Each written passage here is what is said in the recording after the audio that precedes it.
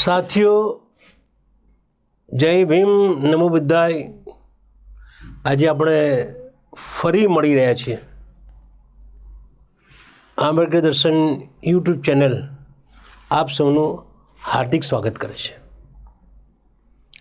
આપણે બાબા સાહેબ આંબેડકરના જીવન ઉપર આ ચેનલ શરૂ કરી છે. આજે એક નવા વિષયની વાત કરી રહ્યો છું. રાજસ્થાનના સિકર જિલ્લામાં દેવરાલા ગામે માલસી શેખાવત નામનો એક યુવાન, જેના 8 મહિના પહેલાં લગ્ન થયેલા, એનું અવસાન થાય છે. તો એની ચિતા મૂકેલી છે, એની ઉપર એની ડેડ બોડી મૂકેલી છે અને એને અગ્નિ સંસ્કાર આપવાનો થયો છે. એ સમયે આ માલસી શેખાવત નામના યુવાનની પત્ની, માલસી શેખાવતની ઉંમર 25 વર્ષ, એની પત્નીની ઉંમર 18 વર્ષ. આ માલસી શેખાવતના સગાવાળા એટલે મા બાપ એ એવું ઈચ્છે છે કે એની પત્ની રૂપકુંવરબા એ એના પતિની જોડે ચિતામાં સળગી જાય અને સતી બને. એ સમયે આ રૂપકુંવરબા જો કકળ કરતી હતી, જોરજોશથી રડતી હતી, મારે મરવું નથી, મારે જીવવું છે મારે. ત્યારે એના સાસુ સરે કેમ કે તું સતી થઈશ તો તને સ્વર્ગ મળશે, એટલે તું તારા પતિ જો મરી ગયો છે એની જોડે તું સતી થઈ જા. તો એ ના પાડે છે.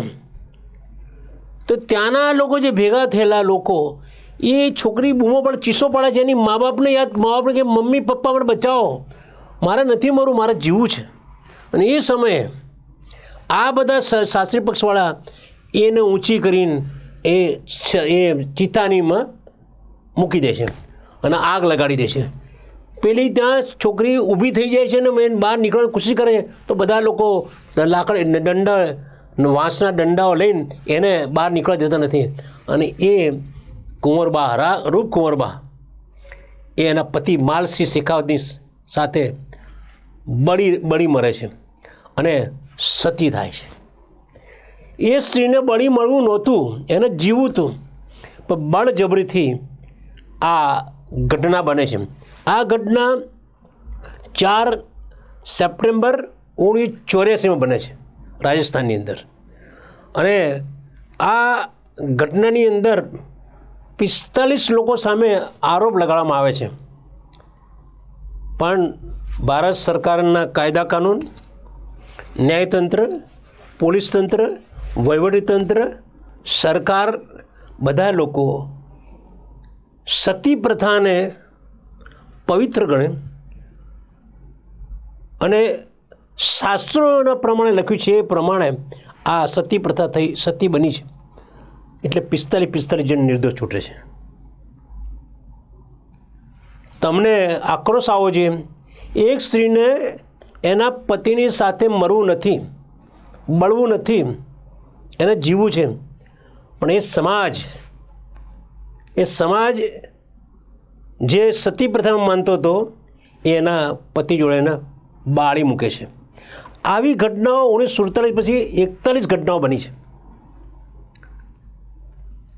આ જે સતી પ્રથાનો ધારો છે એ સતી પ્રથાના જે શાસ્ત્રો પ્રમાણે આ ઘટનાઓ બને છે એની સામે બંગાળના એ વખત તત્કાલીન ગવર્નર જનરલ વિલિયમ બેન્ટિકે 1829 આ સતી પ્રથા પર પ્રતિબંધ મૂકેલો હતો. 1829 પ્રતિબંધ મૂકેલો અને આ ઘટના બની 1984. વિચાર કરો, કાયદા કાનૂન હોવા છતાં એક સ્ત્રીને બળજબરીથી કે સ્ત્રી જ્યારે જીવવું હોય અને પતિની જોડે બાળી મૂકવાની તારી સ્ત્રીની સ્થિતિ શું થઈ હશે, એ જ્યારે બળતી ત્યારે એને વેદના કેવી થઈ હશે, એ ચીસો પાડતી છતાં કોઈ ચીસો ત્યાં જોરથી ઢોલ વગાડતા હતા, અવાજ કોને સંભળાય નહીં, એની ચીસો ના સંભળાય એટલા માટે. હવે તમને વિચાર આવશે કે આ સતી પ્રથા આવી ક્યાંથી? સતી પ્રથા ક્યાંથી આવી? તો એના માટે ડૉક્ટર બાબા સાહેબ આંબેડકરનું સંશોધન કર્યું છે. આ સતી પ્રથા ક્યાંથી આવી? બાબા સાહેબ આંબેડકર એવા વિદ્વાન ઇન્ટેલિજન્ટ વ્યક્તિ હતા કે 1913માં સયાજી ગાયકવાડની સ્કોલરશીપ મેળવીને એ અમેરિકામાં ન્યૂયોર્કમાં જાય છે, કેલિફોર્નિયા યુનિવર્સિટીમાં. ત્યાં એ MA થાય છે. MA થાય છે અને એ દરમિયાન MA થાય છે દરમિયાન 1913માંથી ત્યાં જાય છે અને 1916માં એ MA થાય છે. અને એ વખતે એ 3 વર્ષના ગાળામાં એક નિબંધ લખે છે અને એ નિબંધનું નામ છે કાસ્ટ ઇન ઇન્ડિયા.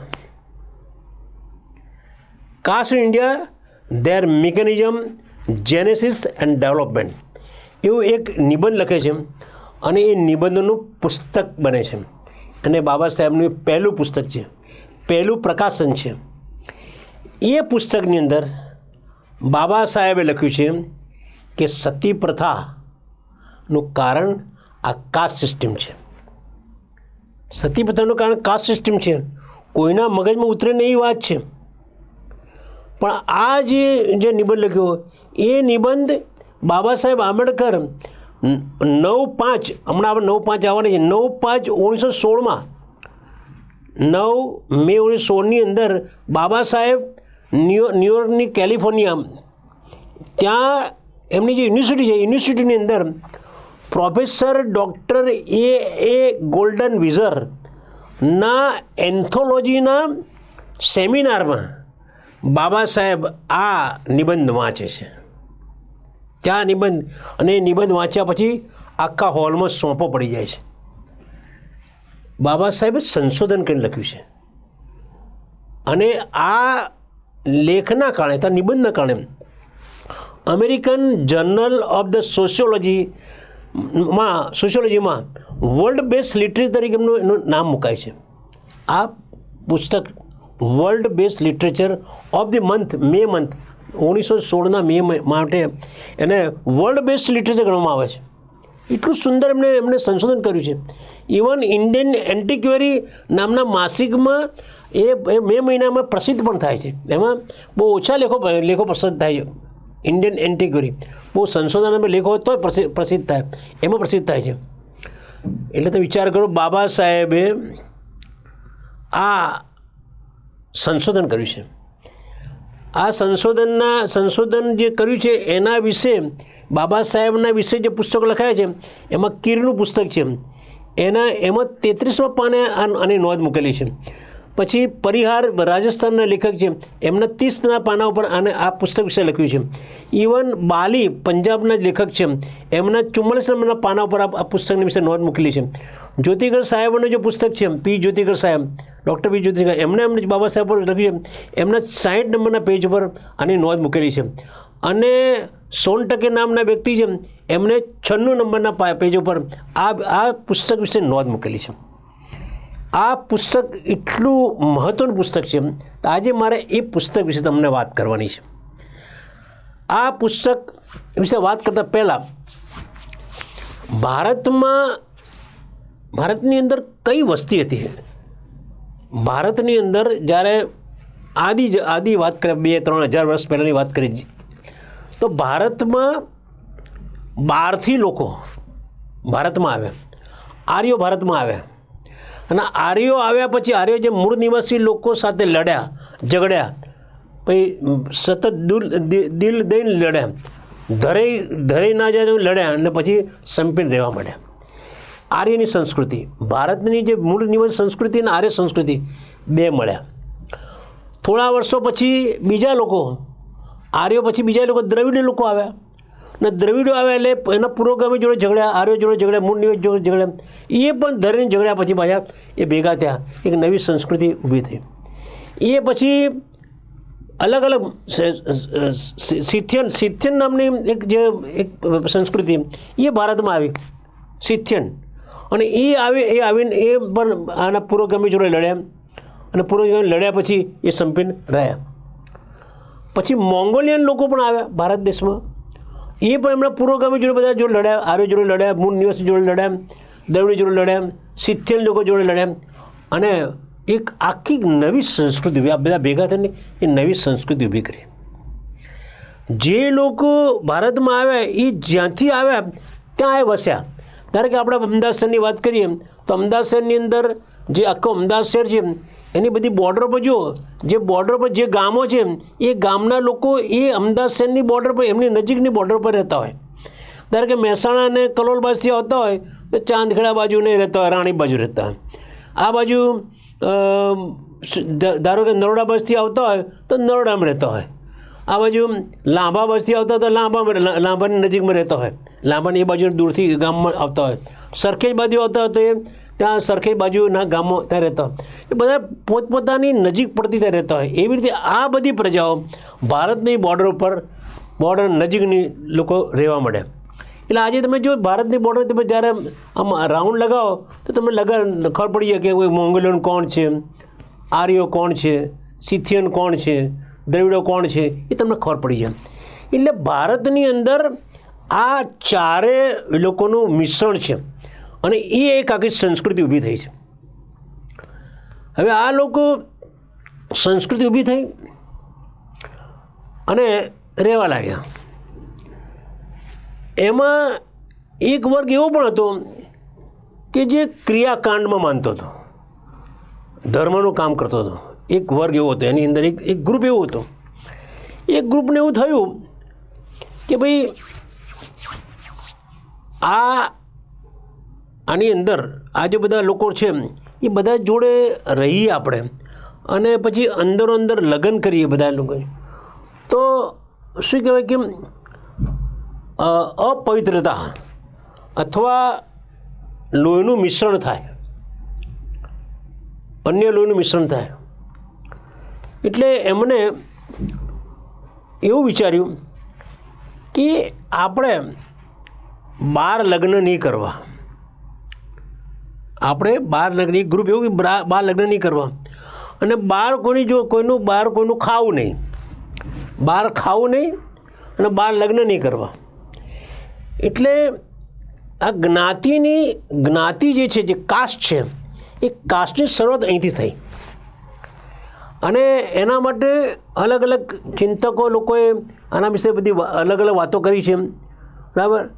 નેસ્ફિલ્ડે વાત કરી છે, કેલકરે વાત કરી છે, રિલ્જે વાત કરી છે, સેનાટરે વાત કરી છે, બધા અલગ અલગ ચિંતકોએ વાત કરી છે કે આ ભારત દેશની અંદર જે પ્રજા આવી એ પ્રજામાં એક જૂથ એવું હતું કે જે ક્રિયાકાંડ અને ધર્મનું કામ કરતું હતું.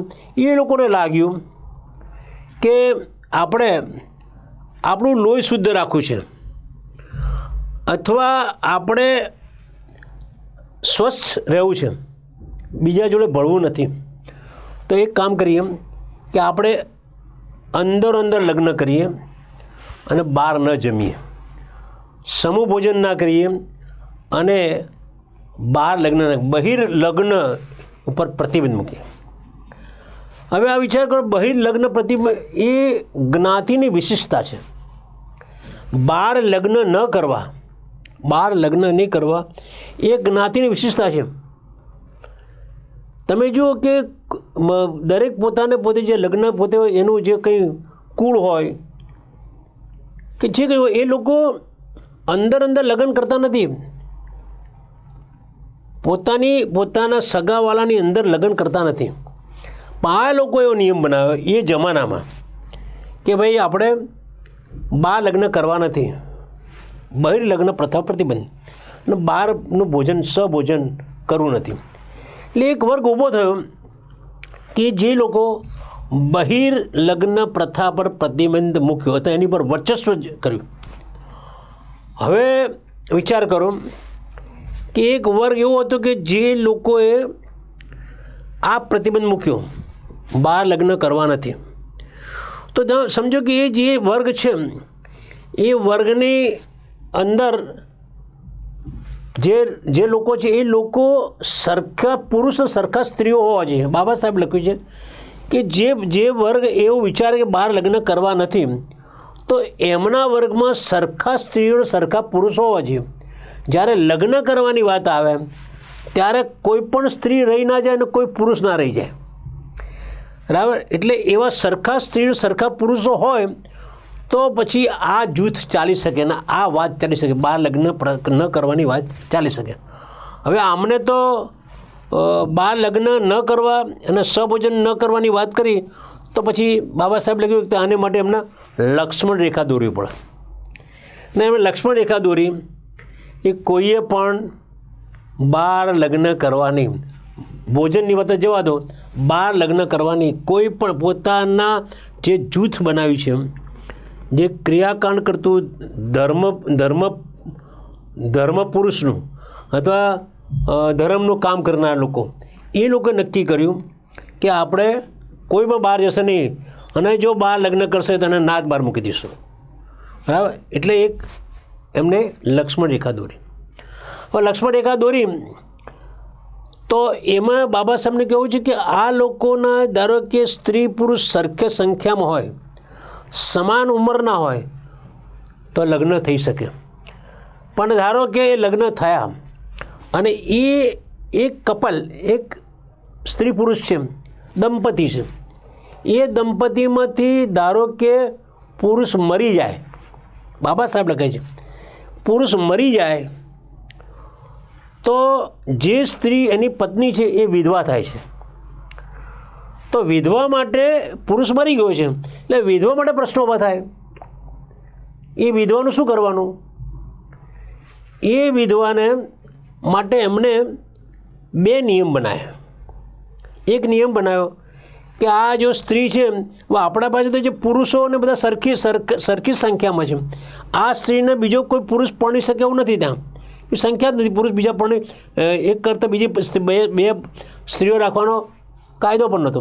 એટલે એ કોઈ પુરુષ બીજી આ સ્ત્રીને લઈ ના જાય. એટલે એ સ્ત્રી માટે બે પ્રશ્નો ઊભા થયા કે આ સ્ત્રીનું શું કરવું. એટલે આ લોકોએ નક્કી કર્યું, જે વર્ગ ક્રિયાકાંડ અને ધર્મનું કામ કરતા એ વર્ગ, શરૂઆતની જે બહુ ઇન્ટેલિજન્ટ વર્ગ છે અથવા જે આવા ક્રિયાકાંડની અંદર સમાજમાં બહુ આગેવાન છે, એ લોકો, એ વર્ગે આ જે સ્ત્રી છે એના માટે ચિંતા શરૂ થઈ ગઈ. એટલે એમને એમ કહ્યું કે આ સ્ત્રીને જો એના પુરુષ જોડે જ્યારે અગ્નિ સંસ્કાર કરે ત્યારે જો એની જોડે સળગાવી દેવામાં આવે તો એનો નિકાલ થઈ જાય, એટલે આપણા સ્ત્રીનો પ્રશ્ન જતો રહે. તો એમણે આ એક પ્રથા શરૂ કરી અને એનો પતિ મરી જાય તો એ સ્ત્રીએ સતી થવું.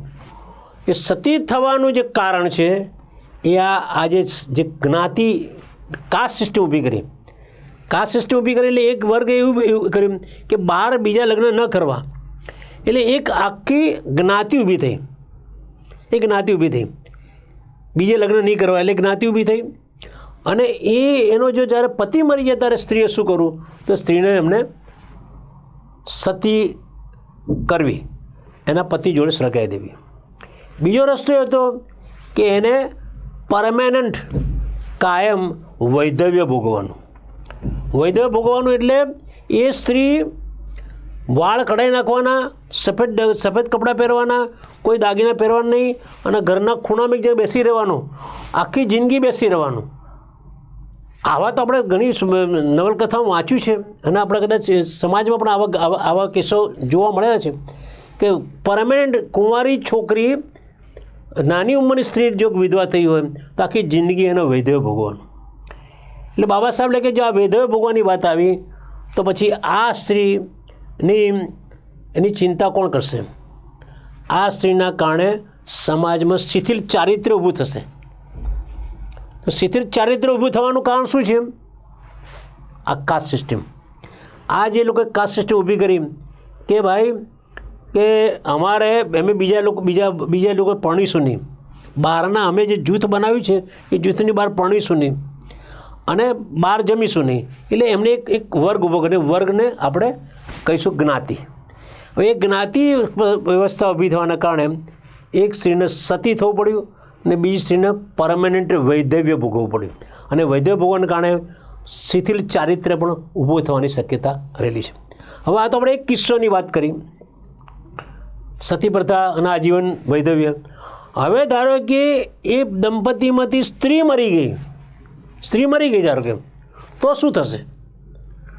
તો પુરુષની ચિંતા થઈ, કારણ કે એમની પાસે જે સ્ત્રી પુરુષોની સંખ્યા છે એ ચોક્કસ સંખ્યા છે. કારણ કે નવીનો જ્યારે બનાવી છે, જ્ઞાતિ બનાવી છે તો ચોક્કસ સંખ્યામાં છે. એમને પૂરતા જેટલા પુરુષો, જેટલી સ્ત્રીઓ છે, જેટલી નાની દીકરીઓ છે, એ બધાને જોતા એ જે પુરુષ છે, સ્ત્રી મરી એટલે પુરુષનો પ્રશ્ન ઊભો થયો. હવે પુરુષ માટે સ્ત્રી કંઈ લાવી? એમને ચોક્કસ સંખ્યા છે, એમાં બીજી સ્ત્રીમાં મળી શકે એમ નથી. તો શું કરવાનું? તો સમાજે નક્કી કર્યું કે આ ભાઈએ આજીવન બ્રહ્મચર્ય પાળવાનું. બીજા લોકોએ કહ્યું કે ભાઈ આજીવન બ્રહ્મચર્ય પાળવાના બદલે પેલી સ્ત્રીને તમે એની પત્ની સ્ત્રી હોય તો એનો પતિ મરી જાય તો એમને સતી કરતા હતા, તો આ પુરુષને એની પત્ની જોડે બાળી મૂકો ને તો પ્રશ્ન જતો રહે. પણ ના, બાબા સાહેબ લખ્યું છે પુરુષ પ્રધાન સમાજ, પુરુષોનું પ્રાધાન્ય, પ્રભુતા પુરુષોની, અને પુરુષ એ સમાજની અંદર મોટું મજબૂતીવાળો વ્યક્તિ એટલે બાળી ના નાખાય. બાબા સાહેબ બાળી નાખે નહીં, એમને કહેવાનું કે ભાઈ કાયમ માટે બ્રહ્મચર્ય પાળે. બાબા સાહેબ કહ્યું બ્રહ્મચર્ય કાયમ માટે પાળે તો ભવિષ્યમાં પ્રશ્નો ઊભા થવાના, શિથિલ ચારિત્ર્યના પ્રશ્નો ઊભા થવાના. આ બ્રહ્મચર્ય માટે ત્યાં તમારે પ્રશ્નો ઊભા થવાના, નીતિમત્તાના પ્રશ્નો ઊભા થવાના. બાબા સાહેબ નીતિમત્તાના પ્રશ્નો ઊભા થવાના. તો શું કરવાનું? તો પછી તો આ બી પુરુષ એકલો તો રહી શકે નહીં. એટલે તમારે તમારા જે ગ્રુપની અંદર જે નાની છોકરીઓ છે, જે લગ્ન વયની ઉંમર થઈ નથી, એવી છોકરીઓને મેરેજ કરાવવા પડે. કારણ કે ત્યાં એ વખતે એમની પાસે સરખી ઉંમરના સ્ત્રી પુરુષ પુખ્ત ઉંમરના એટલા જ હતા કે જેનાથી બીજા વધારે સ્ત્રીઓ નથી, વધારે પુરુષ નહોતા. આ ગ્રુપ બનાવ્યું એટલે એમને સમાજે એમને જે જ્ઞાતિ બનાવી છે એ સમાજે નાની ઉંમરની છોકરી જો મેરેજ કરાયા એટલે બાળ લગ્ન શરૂ થયા. એટલે બાબા સાહેબે કહ્યું કે આ જાતિ પ્રથાના કારણે, જે જાતિ બની રહી છે એ જાતિ પ્રથાના કારણે સતી પ્રથા ઊભી થઈ, આજીવન વૈધવ્ય ઊભું થયું, બ્રહ્મચર્ય ઊભું થયું અને બાળ લગ્ન ઊભા થયા. હવે વિચાર કરો કે આ જે સમાજ જે હતો, જે સમાજ, એને બાબા સાહેબે કે આ બ્રાહ્મણ સમાજ હતો. આ બ્રાહ્મણ સમાજ હતો કે જેણે આ જ્ઞાતિ પ્રથા ઊભી કરી. અને એમને આ ચારે ચાર, તમે જ્યારે પણ જો બ્રાહ્મણ સમાજમાં જુઓ, તમે ઇતિહાસમાં જુઓ ત્યારે આ સતી પ્રથા બ્રાહ્મણ જોવા મળશે, સતી પ્રથા આજીવન વૈધવ્ય એ બ્રાહ્મણ જોવા મળશે, બ્રહ્મચર્ય બ્રાહ્મણ જોવા મળશે, બાળ લગ્નો બ્રાહ્મણ જોવા મળશે. બાબા સાહેબ કે આ એ જમાનાની અંદર આ પ્રમાણે ચાલતું હતું. હવે પછી જે લોકો એ લોકોએ કહ્યું કે અમે બીજા જો લગ્ન ના કરીએ, બહાર લગ્ન ના કરીએ, તો બાકીના સમાજે શું થયું? બાકીના સમાજ એ લોકો એમને પણ શું કે આ જે પદ્ધતિ ચાલુ કરી એ પદ્ધતિ એ લોકોએ અજમાવવા લાગ્યા. પ્રચારના પ્રસાર એમને જે હતું ને પ્રચાર, કારણ કે એ સમાજમાં બહુ મોભાદાર વર્ગ હતો, મોભાદાર જૂથ હતું. એટલે પછી એ ઉપર જે લોકો આટલું મોટું કામ કરતા હોય તો એની અસર નીચેના લોકો જે બીજા વર્ગ છે, જે લોકો આ ધર્મનું કામ અથવા કર્મકાંડનું કામ નથી કરતા, એ લોકો પર અસર થઈ. પ્રચાર પ્રસાર એ રીતે થયો. તો બાબા સાહેબે પ્રચાર પ્રસાર આ કેવી રીતે થયો હશે? તો બાબા સાહેબે કહ્યું કે ગેબ્રિયલ ગાર્ડ નામના ગેબ્રિયલ ટાર્ડ નામના એક સંશોધકે લખ્યું છે કે આ જે અનુકરણ છે એ અનુકરણ એ ઉપરથી નીચે આવે છે, અનુકરણ ઉપરથી નીચે આવે છે. એટલે આ જે વર્ગ, જે બ્રાહ્મણ વર્ગે જે બધી પ્રવૃત્તિ એની અસર નીચેના વર્ગમાં થાય છે. એમનામાં સતી પ્રથા નથી, પણ આજીવન વૈધવ્ય હશે, બ્રહ્મચર્ય હશે, બાળ લગ્નો હશે. પછી નીચે જાઓ તો એની પાસે ફરીથી બ્રહ્મચર્ય હશે તો બાળ લગ્ન હશે. હજુ નીચે જાઓ તો બાળ લગ્ન હશે. જે લોકો અનુકરણ છે એ હંમેશા ઉપરથી નીચે વહે છે, ઉપરથી નીચે વહે છે. બીજું, જે લોકો સૌથી નજીક છે એમની જોડે, એ લોકો આ જે ચાર જે પ્રથા ઊભી થઈ, સતી પ્રથા, આજીવન વૈધવ્યની પ્રથા, બ્રહ્મચર્યની પ્રથા, બાળ લગ્નની પ્રથા, એ જે નજીક હતા, ધારો કે જે બ્રાહ્મણો હતો, ક્ષત્રિયો જે બન્યા, એ ક્ષત્રિયોની અંદર આમાંથી સતી પ્રથા, આજીવન બ્રહ્મચર્ય, આજીવન વૈધવ્ય, બ્રહ્મચર્ય અને બાળ લગ્ન, એ એમનામાંથી જે નજીક હતા એ વધારે એની અનુકરણ કરવા માંડ્યા. એટલે ક્ષત્રિયોમાં પણ આમાંથી 1, 2, 3 જે એમણે સ્વીકાર્યું એ પ્રમાણે આવ્યું. એનાથી નીચે જ વૈશ્યોમાં આ 4 છે, એમાંથી 2 આવ્યા હશે. અને પછી શૂદ્રમાં આવ્યું પણ ન હોય. જે નજીક હતા, જે એમની જોડે, જે બ્રાહ્મણ જે વર્ગ જોડે, એ લોકો આ વસ્તુ અનુકરણ કરવા માંડે.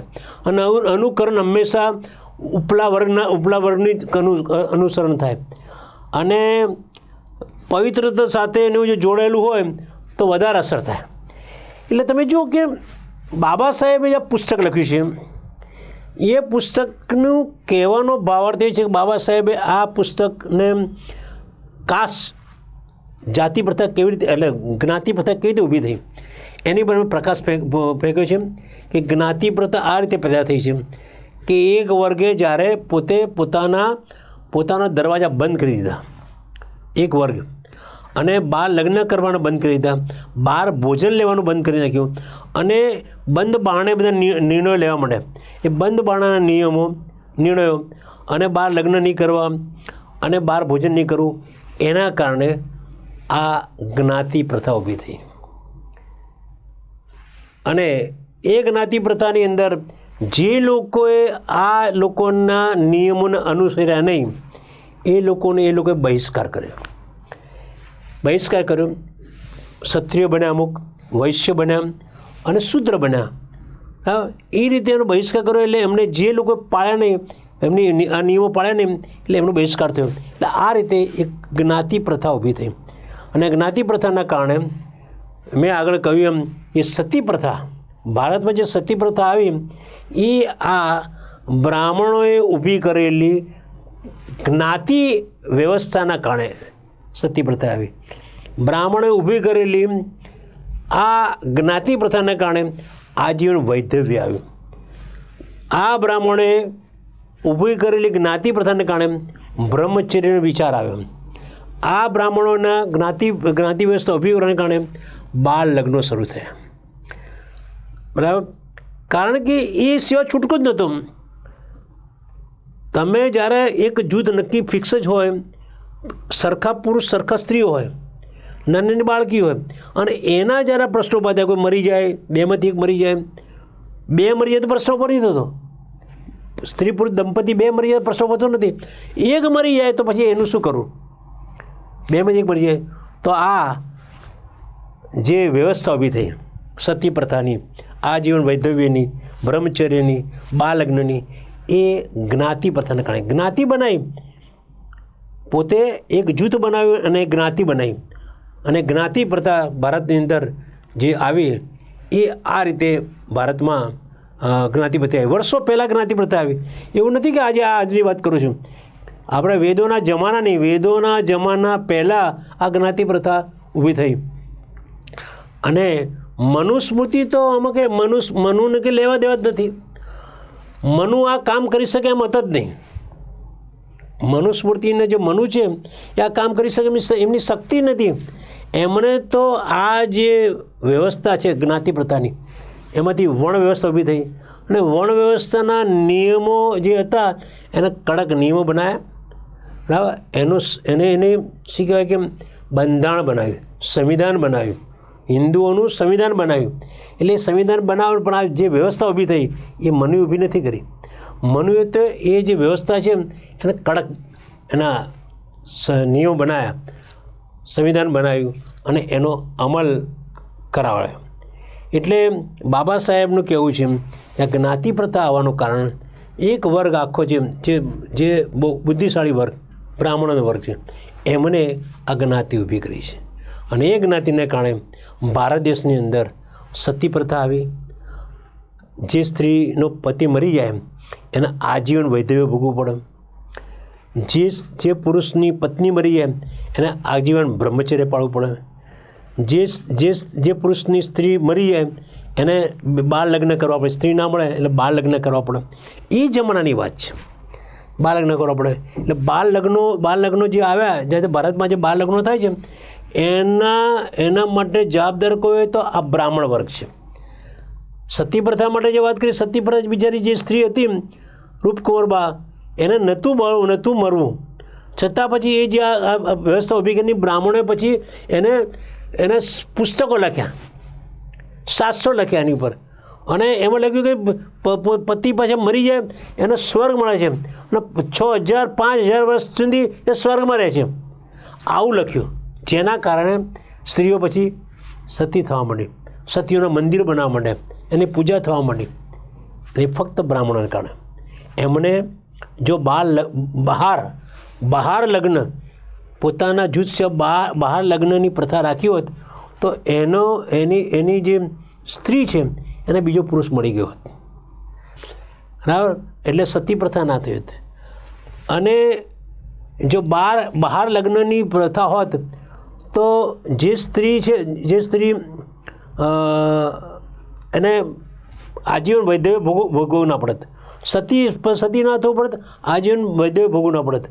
અને જો આ બહાર લગ્નની વ્યવસ્થા હોત, બહિર્લગ્ન પ્રથા હોત તો બ્રહ્મચર્ય પાળવાની જરૂર ના પડત અને બાળ લગ્નો પણ કરવાની જરૂર ના પડત. એટલે ભારત દેશની અંદર આ જે કુરિવાજો જે પ્રથાઓ બધી આવી છે એના માટે કોઈ જવાબદાર હોય તો બ્રાહ્મણ વર્ગ છે. અને આ બ્રાહ્મણ વર્ગ ભારત દેશની અંદર જો અત્યારે હાલ જે ભારતની જે જ્ઞાતિ વ્યવસ્થા છે એ જ્ઞાતિ વ્યવસ્થાના કોઈ રિંગ લીડર હોય તે બ્રાહ્મણો છે. અને આજે પણ જો ભારત દેશની અંદર આ જે શાસ્ત્રોનો અમલ કરવાનું અથવા બીજા લોકો જે બિચારો ગરીબ છે, જે લોકોને કોઈ સગવડ મળી નથી, વર્ષો સુધી અપંગ રહ્યા છે, વર્ષો સુધી એમને કોઈ ભણાવ્યા નથી, એમને ખાવા બરાબર નથી મળ્યું, રહેવા મકાન નથી મળ્યા, પાણી નથી મળ્યું, એ લોકોને સમાન પ્રવાહની અંદર લાવવા માંગીએ છીએ. ત્યારે જો એનો વિરોધ કોઈ કરતો હોય તો બ્રાહ્મણો વિરોધ કરે છે. વિચાર કરો કે આ બ્રાહ્મણો આપણા ભારત દેશની અંદર એટલી બધી કુસેવાઓ કરી છે સમાજની કે આજે આખો ભારત દેશના બાકીના સમાજ છે જે શુદ્ર અને અતિશુદ્ર છે એ એમનાથી પીડાય છે, એમનાથી દુઃખી છે. આ બ્રાહ્મણોએ આ શુદ્ર અને અતિશુદ્ર એટલે દલિતો અને શુદ્ર એટલે ઓબીસી લોકો, ઓબીસી અને બીસી એટલે શેડ્યુલ કાસ્ટ લોકો, એ લોકો જે દુઃખી છે એનું મુખ્ય કારણ છે બ્રાહ્મણ છે. અને એ બ્રાહ્મણોના કારણે બ્રાહ્મણ વિચારધારા આવી, અને એ વિચારધારાના કારણે આજે ભારત દેશની અંદર આ બધી કુરિવાજો, બધી કુપ્રથાઓ આ બધી ઊભી થઈ છે. આશા રાખું છું કે બાબા સાહેબે જે પુસ્તક લખ્યું હતું એ પુસ્તક caste in India, their mechanism, genesis and development, એ પુસ્તકનું સારાંશ ઓછા સમયની અંદર, ઓછા શબ્દોની અંદર મેં આપણી આગળ એનો સારાંશ રજૂ કર્યું છે. આશા રાખું છું કે તમે અમારી વાત દિલો દિમાગ પહોંચી હશે અને સમાજની અંદર આ વાત બધાને કહો, શેર કરો, લાઈક કરો, સબસ્ક્રાઈબ કરો. તો જેના કારણે શું થશે કે આ જે વાત છે એના કારણે ભારત દેશની અંદર જે આ બધી જે પ્રથાઓ છે એ પ્રથાની સ્પષ્ટતા થશે. લોકોને ખબર પડશે આ બધું આવ્યું ક્યાંથી. તો બાબા સાહેબે 1916ની અંદર પુસ્તક લખ્યું